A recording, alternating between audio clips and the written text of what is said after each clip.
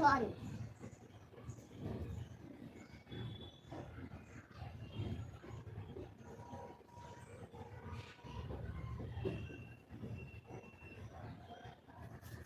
गरम गरम मछली अपनी आंखों पे लगाते हुए पूरा शरीर में घुमा दे। ऊर्जा को बह जाने दे, पूरा शरीर में घुमा दे ऊर्जा को। और दाहिनी करवट बैठ खड़े हो जाए, दाहिनी करवट लेके बैठ खड़े हो जाए। दादा मैं योगा करवा देगी। Very good. जाओ છો?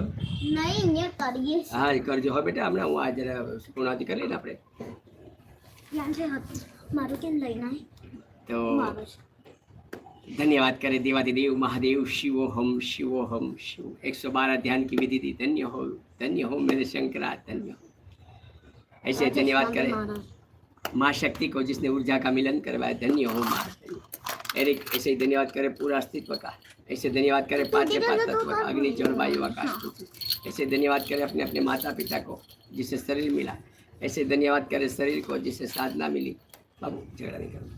ऐसे धन्यवाद करें साधना को जिससे आनंद मिला। ऐसे धन्यवाद करें आनंद को जिससे वर्तमान मिला। प्रभु आगे हर हमें साक्षी દ્રષ્ટા વર્તમાન રાખજે।